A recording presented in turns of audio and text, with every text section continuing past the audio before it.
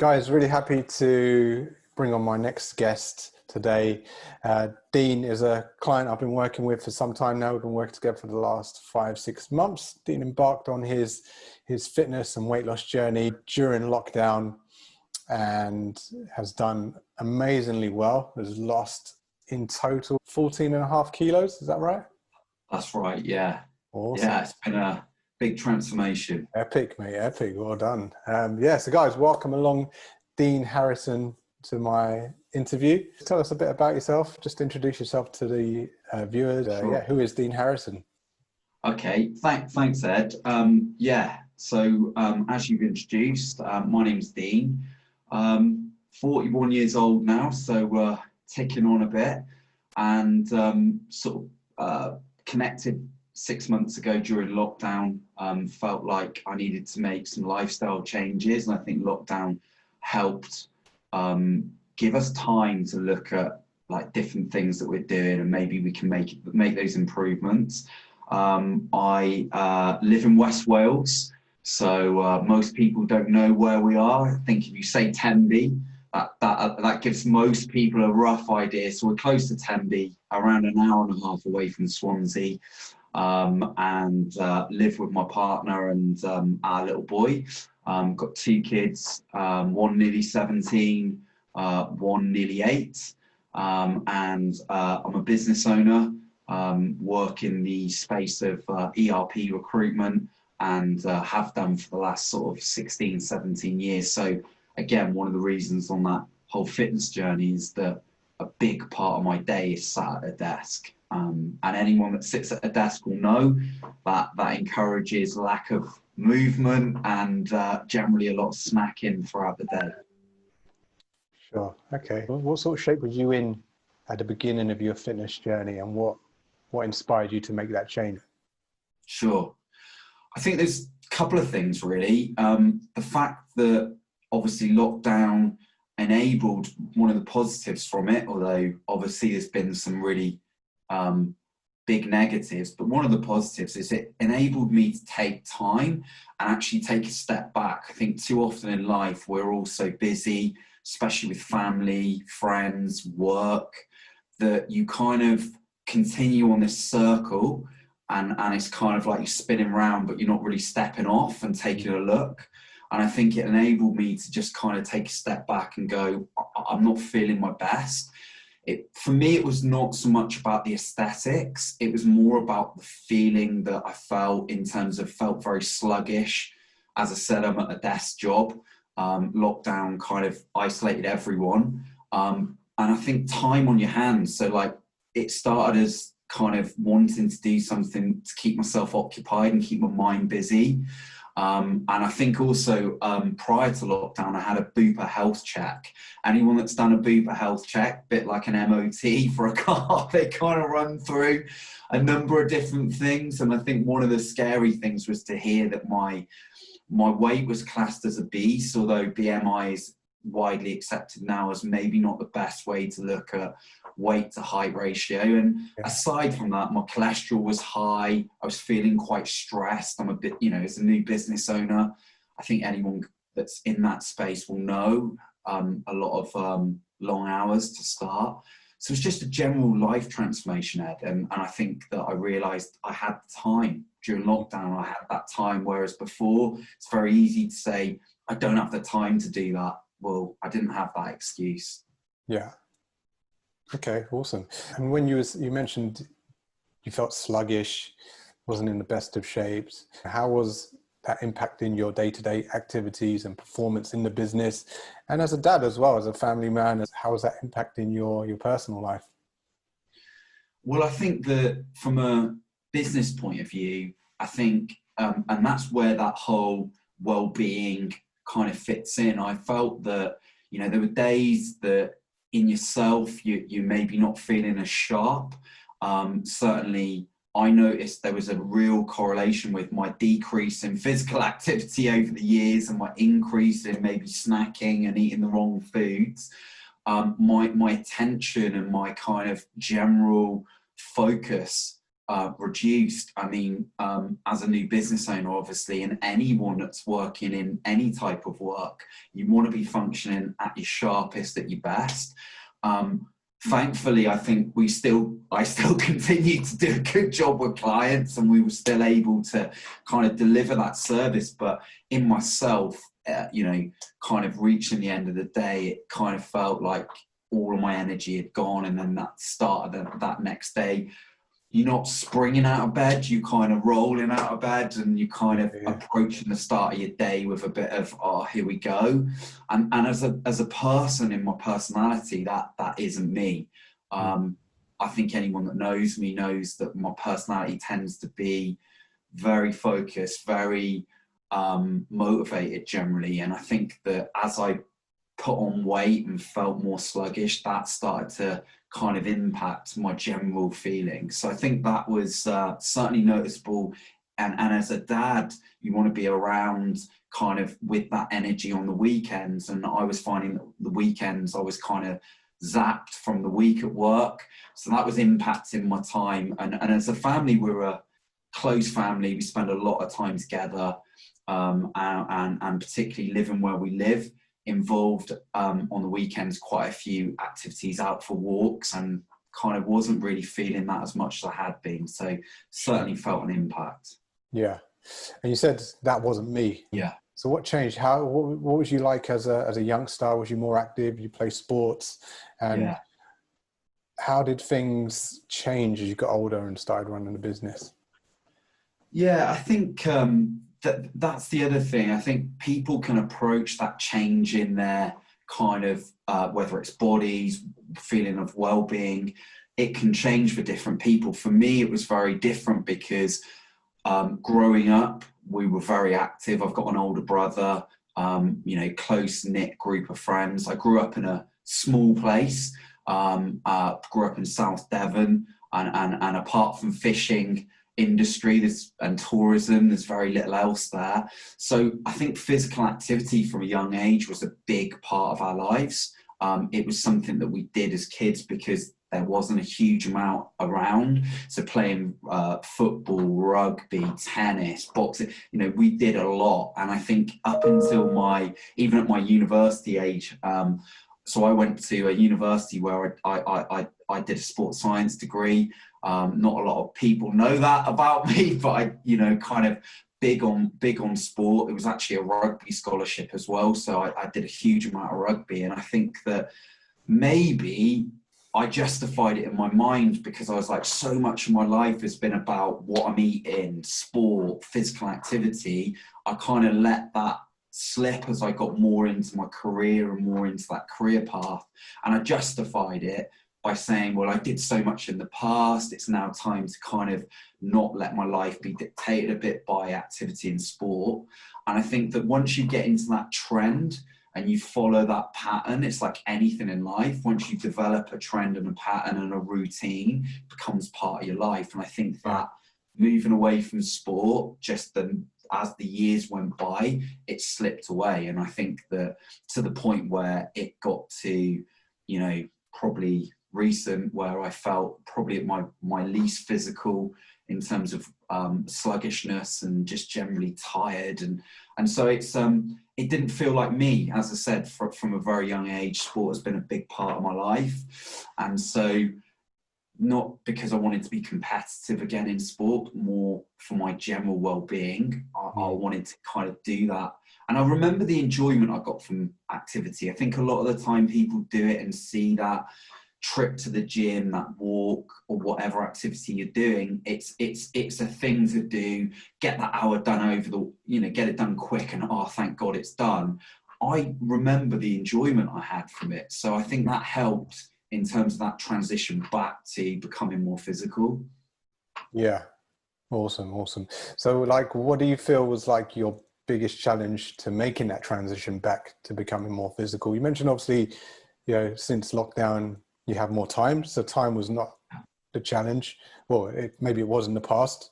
And then obviously lockdown happened and now that challenge has been overcome. But were there any other challenges holding you back, when you was working, when you was at your busiest, when you didn't have as much time? What else was stopping you from getting started? Because Yeah, we've all got the same 24 hours, so we can't just say, yeah. can't just say it's the time. We can all dedicate 20 minutes to a health, 30 minutes, an hour to some form of exercise. What do you feel was the biggest barrier at the time? That's a really good question, actually, because I think time is often used as an easy excuse. We're all time poor, but like you said, we all have the same amount of time in a day. How is it that, and again, I think that's part of incorporating it into a routine, and when it becomes part of your daily or weekly routine, it's a task, it's something you're doing. I think time is definitely an excuse for a lot of people. I certainly used it as that convenient way to explain my lack of doing anything other than work, sleep, bit of family time, and obviously eating, etc.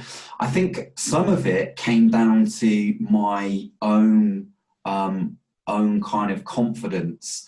I think that as someone that had been in good shape, had done a lot of sport, felt myself at that worst kind of physical point, I think that motivation and that confidence to take that next step, whether you've been playing sport at a decent level or you've just been doing activity, it doesn't matter, from all levels of that spectrum. I think for a lot of people, and certainly people I know and have spoken to that have been on similar journeys, I think confidence plays a part. Taking that first step, accepting that you're not going to maybe be at that physical level that you've been before, and that it's going to be a progression, and also the support. I'm making sure that I quite often didn't want to say to friends who maybe had continued on their activity and kind of still at that fitness level, how do you then reach out? And then you're going to feel like even more self-conscious. So I think it came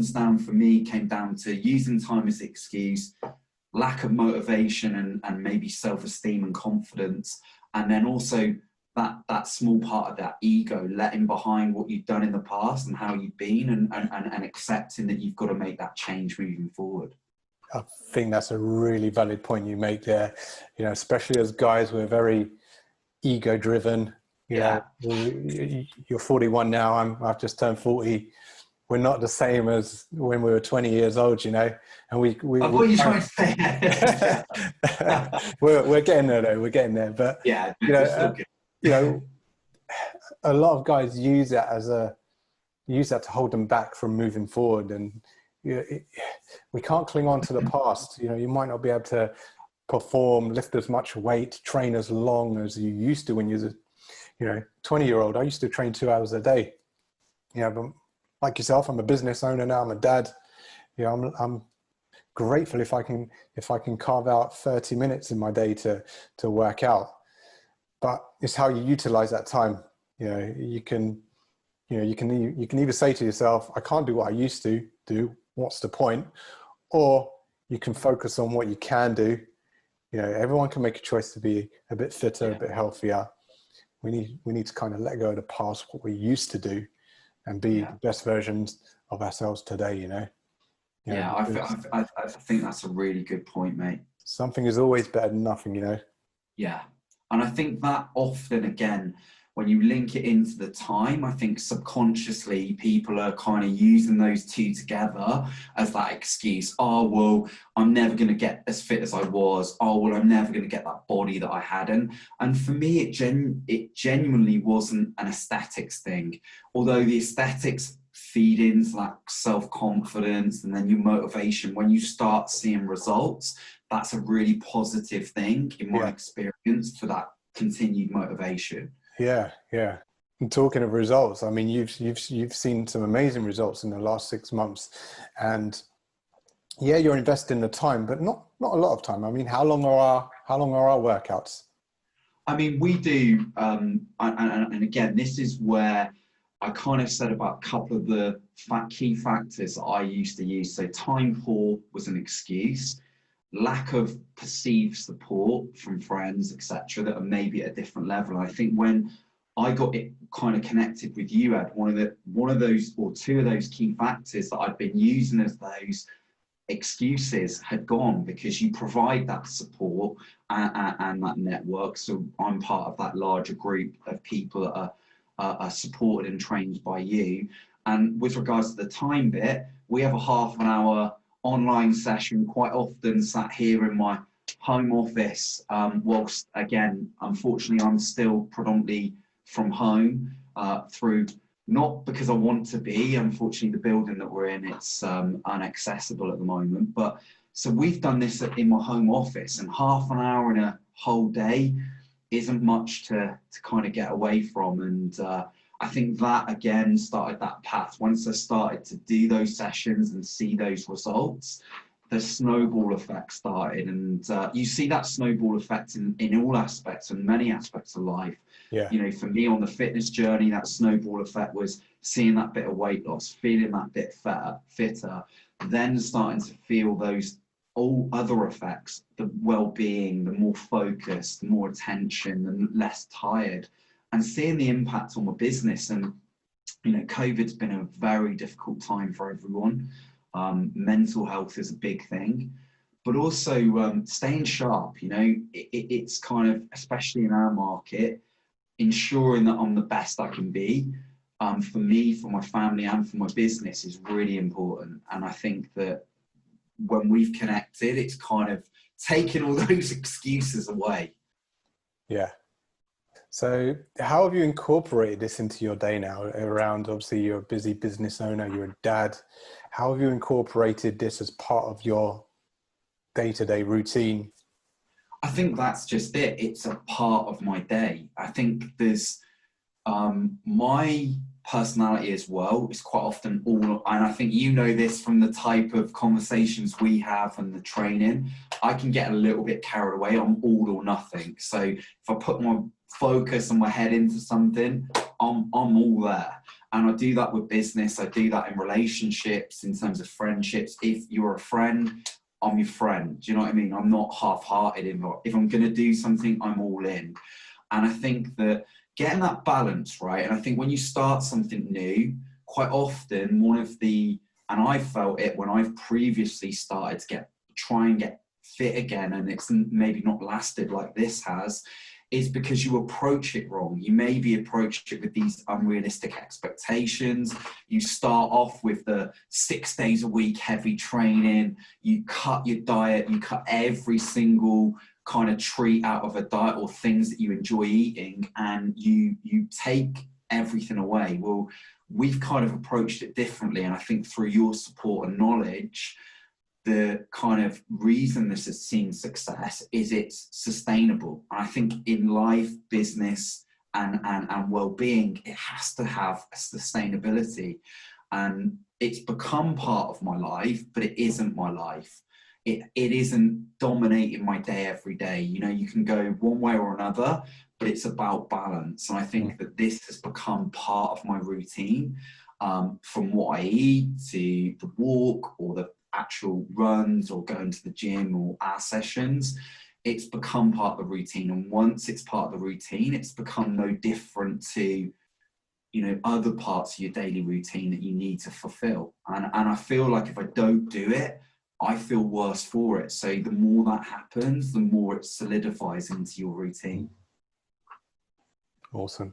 And tell me a bit about, you touched on it already, but tell me about some of the impact, some of the positive impact it's had on your business. Well, it's been huge in the sense that I think, and again, mental health plays a really key part to this. I think quite often, again, as men, I think without jumping on that bandwagon, although I think that topic needs huge focus and spotlight, you know, I also think that the fitness thing for me was not necessarily about the mental health, although it incorporated that. I think, you know, we're working from home, most people still. I wish I wasn't. I very much enjoy that interaction you get from an office. Remote working's great, but I think the balance, being totally remote has been difficult for me. And so I think what the fitness has given me, and the focus and impact on the business side of things, is that in business you need a objective. You need to set out a plan, a kind of right, I want to achieve this. So what are the steps? What is the progression steps to get to that point? Fitness is exactly the same. You're not going to be overweight at a 30% body fat percentage and you're going to get to 10% and lose 5 stone in 1 week. You know, it's impossible. So the steps that you take and processes that you follow, and it's a methodical approach, right? You've got to think about the diet, then you think about the exercise, then you think about the package as a whole. And I think for me, it refocused how I'm doing business in that step-by-step process and that real clear understanding of what do I want to achieve? How do I want to achieve it? And I'm also starting the day feeling better. So straight away, that overall energy that you bring into the day is a lot higher. So I think it's just revisiting those steps that enforced on this new change of lifestyle. Yeah, absolutely. Good, very good point there. I think it's exactly the same when you're running a business, you've got business goals, you have to create a plan to get there. And I think goals are important in any area of your life. Otherwise, you know, what's the point? You know, you're just kind of going through the motions of, you know, and wishing for a change. But if you're doing the same thing over and over, you're just spinning the wheels, you're not going anywhere. And you've got that goal, and then you have a plan to support that goal. Yeah. That's when you move forward, whether it's in your fitness, your business, you know, any area of your life. 100%. I think as well, I think I made the point earlier, people, it's a tough thing to do, right? To start a new pattern of behavior, a new thing.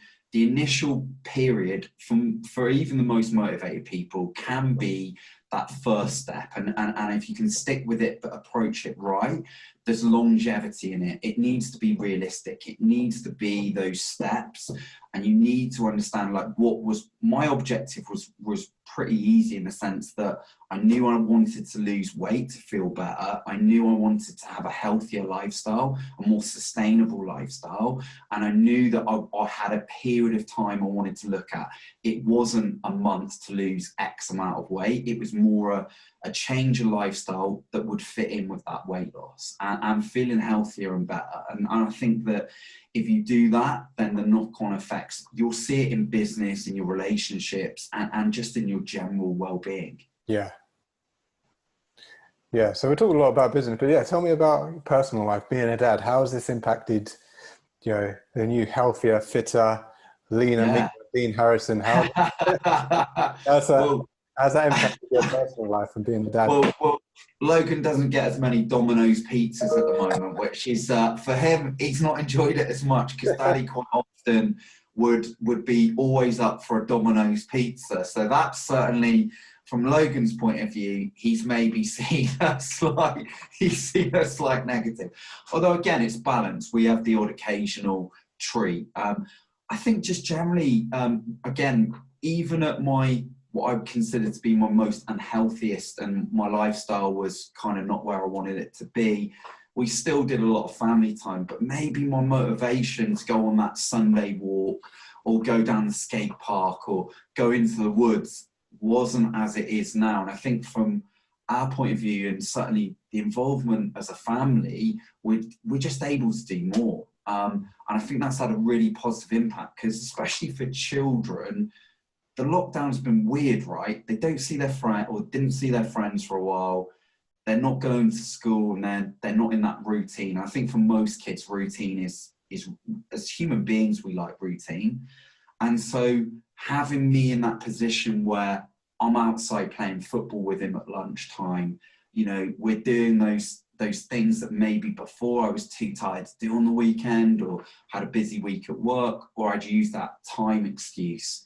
And I think it just, you know, I've been able to get a lot more involved and feel better about it, mate. I think the impacts have been huge. I know it's cliche to say, but that journey that I started has been one of the most positive journeys I think I've done in my life, because continuing the level of sport that I was at, that wasn't a journey. That was just a continuation of my sporting goals and my fitness goals. I was already at that point where I was having that lifestyle for many years. When you start it again, you're looking for different things. You're looking for the benefits on your lifestyle, not necessarily a sport and achievement. And so, yeah, I just, you know, it's a journey that I'm so glad that I took and are taking, because it's still ongoing, right? It's not stop it in 6 months and then get back to where you were. It's now just a way, it's going to be a way of life. Exactly. Yeah. Yeah, it is a journey. It is a way of life. So, you know, you're almost there now. You've almost hit your weight loss target. What's the next goal for you going forward? Do you just stop, or do we work on something else? What's the next goal? I was thinking about Butler in the Buff. If the business kind of starts to suffer, get a little bit better in shape and check with the wife if that's okay. No, but clearly I wouldn't be doing that. But on a serious note, I think it's just a continuation, right? Your goals will change. And I think that, you know, Ed, you'll know that from the way that I am and in these 6 months, you know, and you've been very supportive of that, I'm always wanting to push myself that little bit more. And we've had to rejig the diet, rejig the exercise plan. And, you know, maybe I've calmed down a little bit on the running because, again, you've got to balance it out. Sometimes doing too much is not a good thing as it is doing too little, but just continuing it, mate. I've still got my goals, still would like to think that the next goal is getting that that fitness, just that next level up. There's potential talk of me doing a half marathon next year, all being well with the current things that are going on in society with COVID. And just keeping that balance, right? Keeping that balance and continuing that lifestyle. I don't see this as a 6 months, 12 months journey. I see this as an ongoing lifestyle. And I think that has to be the difference. Definitely agree with that. You know, everyone wants a quick fix. They want to do it all in, you know, 6 weeks, 12 weeks, 6 months, but you know, ultimately you'll be successful when you make this a way of life and a habit that lasts you forever. Yeah, I think so. And I think that we live in that age of instant gratification. I think social media and everything else does not help with that, because people look at stuff and say, oh, that, you know, unless I can get that instant gratification, unless I see that result in a week or 2 weeks, they're not looking. And I think in business as well, right? You see these companies, you know, I work in an industry, probably like yourself, Ed, that is quite crowded. Kind of a lot of people offering that same thing. And where we try and differentiate is offering that long-term relationship. Well, it's the same in your life goals. You might have short, medium-term goals and longer-term goals, but you've got to follow that same plan. And a lifestyle change doesn't come in a week, 2 weeks, probably doesn't even come in 6 months. You've got to kind of look at those building blocks and not look for that instant result or gratification. Absolutely. Dean, it's been an amazing chat. I'm really pleased we got to share part of your journey. I'm so happy I've really enjoyed working with you over the past 6 months and to see your transformation. You know, you're one of the most enthusiastic people I've worked with. I love your passion in every aspect of your life. So it's been a real pleasure. Tell us how we can, you know, if anyone's watching this, you know, likes what they see with Dean Harrison and they want to connect with you, follow you, find out a bit more about what it is you do, how can we connect? Yeah, so I'm active on LinkedIn, Ed. So people can connect through LinkedIn. Is a good way to connect. If you're interested or associated across IT or ERP, my business Gorilla ERP, we work with organisations that need ERP resources, and we also obviously work with an associate network who have those skills and are looking for that next project. But also I think that, you know, there's the obvious ways of networking. So yeah, we're active on LinkedIn. If someone wanted to find out more about what we do at Gorilla, or even just connect to discuss my journey, and maybe they're thinking they've got that same office job, they're in that same rut. And I think a really important point, which I'd like to quickly cover, and I guess it's a question back to you, is we're seeing a lot of our clients that have transitioned to that fully remote working. I think the government's advice has changed again. So it's now encouraging people to go back to that working from home. And I think for a lot of people, that change, that mental state has been quite tough. I won't make it a political comment on my views on that, but do you think that as employers, I'm an employer, do you think that as employers, it's a responsibility on an employer's responsibility to the employees to provide some form of care and guidance during that remote working time? We're seeing more and more people talk about the mental health struggles or struggles when working remote. I personally have seen the benefits of fitness have on my general well-being mentally. Do you think there's a responsibility, therefore, from employers to their employees whilst working remote in terms of the encouragement of that fitness journey or anything else? It's a good question, actually, a really good question. And I think the answer to that question is absolutely yes, because, as employees, and big organizations, they demand more and more from their staff, but as human beings, there is only so much we can give. Our natural, the more we do, the more we try to give, the more our performance tends to dip over time, because we burn out, right? Yeah. So, if employers want more from their staff, they need to make sure that they are, their well-being is in an optimal place for, a high level of performance, which is what you require as an employer. So, in this day and age, more and more companies are turning to technology as more and more people being made redundant, jobless, because technology takes over. It's a machine. It doesn't slow down. Automation, technology doesn't get tired. But there's some things that, you can't replicate or automate. You just need that human touch, And I think what's more and more important between businesses and, our customer bases is that human touch, that relationship, which you can't replicate via a machine or via a computer. So there'll always be a need for humans.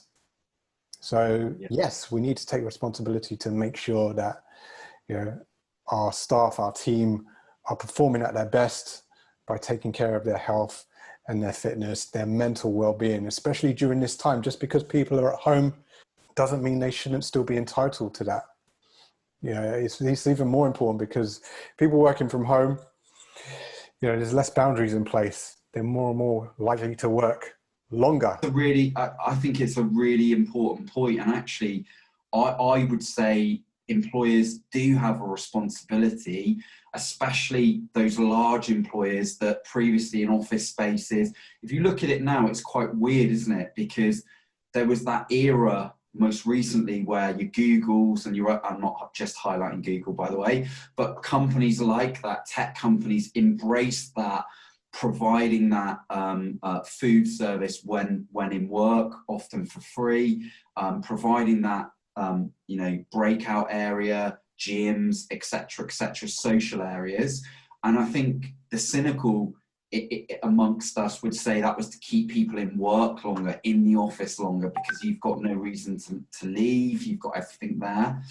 Well, now we've transitioned, and there's talk, a lot of talk at the moment that these big tech companies are going to continue that remote working availability post-COVID, or even as we go maybe back out into a more flexible or lack of lockdown, then I think they've got a really big responsibility, because people need social interaction. Zoom doesn't replace it, neither does anything else, Teams, whatever.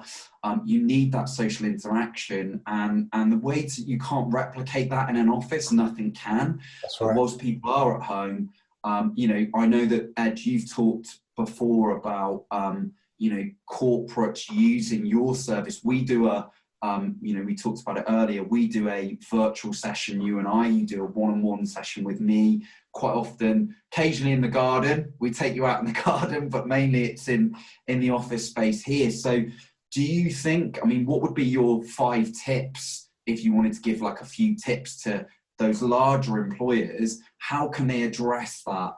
That well-being, that fitness, maybe, and when I talk fitness, we're not talking people who want to be top athletes or get to that aesthetic, top body. We're just talking well-being. How do you think employers during this lockdown virtually can embrace that and support their employees? Yeah, well, I think like they should be encouraging their employees to, take regular breaks throughout the day, to make sure they're firstly eating healthier, hydrating their body, taking exercise, because that's only going to benefit the company. And what the company can do to encourage that is to have, as part of their team, a wellness coach, which can either visit them on site or to work remotely, like me and you do. So it's just taking those simple steps to wellness. And it doesn't, like you say, it doesn't have to be bodybuilding, stepping on stage shredded with abs. It's just about encouraging staff to firstly take a break, secondly to be active, move, don't just sit at your desk all day, get out for a walk, do a 20-minute workout in your living room. You don't need any equipment. Like me and you, we've done many a workout without any equipment. Nothing. And look at what you've achieved. Like I say, it's more important than ever now because more and more people are working from home. One thing this is identifying is, it is highlighting mental health. So many people were struggling right now because they're on their own. They have no one to talk to. Exactly. And it really forces us to spend more time with ourselves. And if you're not, I mean, I'm the type of guy, I like my own company. I know you, Same. I know you're similar, but there's many, we're very probably abnormal in that. There's many people out there that don't enjoy their own company.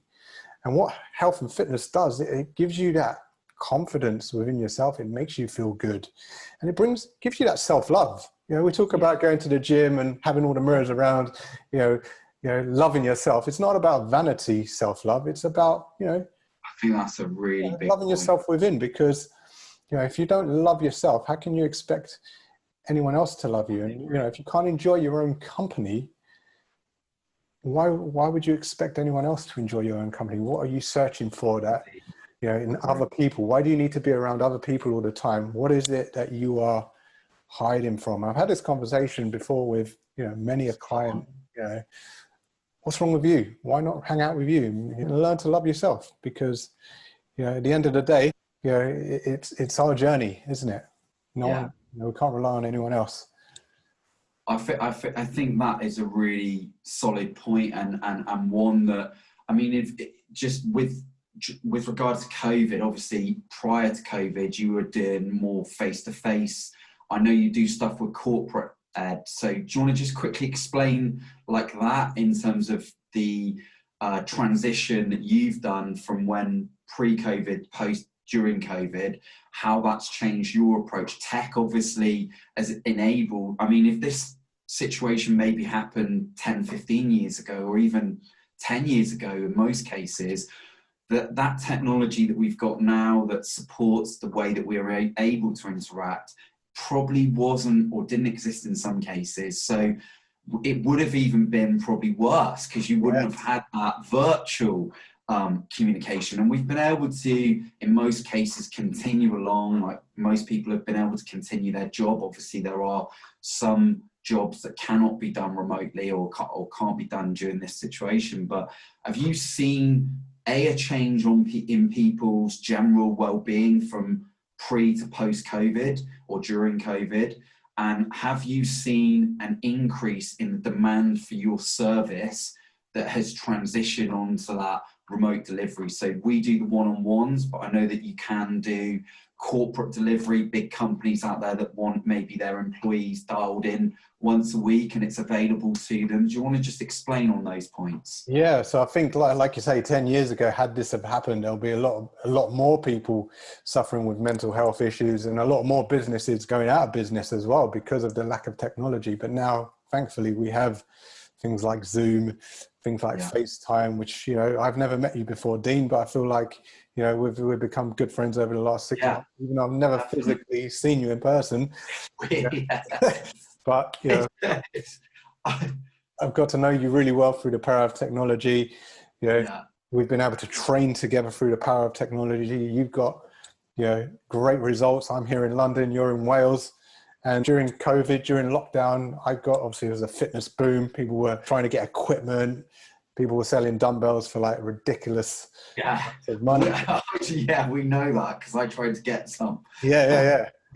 And yeah, I got really busy. The demands for my service had increased, but thankfully, you know, I was equipped for that. I was already doing online stuff prior to COVID anyway. And through the power of technology I no longer have to work one-on-one with people. I can deliver just as good a service, whether, you know, I'm working one-on-one with you, Dean, or whether I'm working with your whole team, or, you know, another organization brings, you know, 100 people to a call. We can all work together, and there's no drop off in my service or quality. You know, technology allows us to scale and get our specialities out to a bigger, wider audience. So I'd love for my network to really like look at that, and even individuals, but also those companies that we work with. We work with some of the largest companies in the world.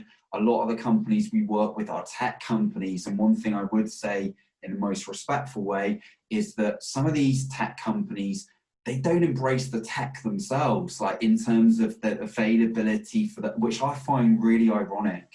And I hope anyone that did see this or listens to this, who's in that HR space or well-being space in one of these large companies, for me, it's a no-brainer, right? It's a no-brainer to offer that to those employees that want to, mixed abilities. It creates that social cohesion because you're doing it along with your other mates at the same company. You're doing that little workout. It's for all abilities. And I can only see that growing in terms of demand. And I'd love to see that, because if anyone out there kind of is a bit unsure about starting out, you've got the support of your colleagues and maybe friends that are dialing into that. So anyone in my network that would see this, that kind of wants to reach out to you, I don't want to make this a big plug, but I think it's important. I think that, you know, forget about the free coffees in an office that most people aren't in.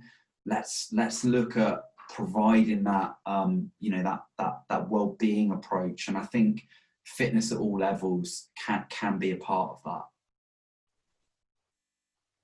Absolutely agree with you. Cool. Yeah. Well, I've enjoyed this, Ed, and I think we've got a session this week, haven't we, mate? We need to get booked in, man. We need to get booked in. Yeah, that booked in. Yeah. I'll look at my diary and I'll get back to you, mate. But look, I can only thank you for your support. You're right. I said to Melissa the other night, I was like, it's a bit weird. He's become a mate. Like, I see him as a mate in a way, and it's like I've never met the guy. You know, we started out on this fitness journey, but you know, from the positives, the support, and again, I'm not shamelessly plugging you, because anyone that looks at my LinkedIn stuff knows I don't plug any other businesses. It's just for the positive experiences I've had. Actions, you know, we talk about mental health being this big focus area that needs attention. I'm absolutely in support of that, but we need actions. We need people also to take some responsibility for their own kind of well-being, and that's not to say that you can't have all that support and they need that, but you've got to kind of take that step in whatever way that is. It might not be fitness, it might just be going for a walk, it might just be taking yourself away from the workplace. Yeah. But I think that what you offered was not just, here's a coaching session, I'll forget about you in the interim. What you're offering is that support, coaching, diet, nutrition, lifestyle, and you've gone over and above. So I can only thank you for that. And I look forward to our session this week, mate. Yeah. Well, like you say, it is a lifestyle. It's not just about, exercising. Sure, that's one positive step you can take. But yeah, there's obviously making sure you're well hydrated, making sure you're minimizing your stress, doing things you enjoy, go and have a round of golf, go and read a book, listen to some music. That all ties in with wellness. It's not just about beasting yourself in a workout. It's about making yourself feel good, feel healthy, feel relaxed, minimizing your stress, eating well, drinking, getting enough sleep. So we work on all those things, because it's important. It's not just, going to the gym or doing a 30-minute workout out of a 24-hour day.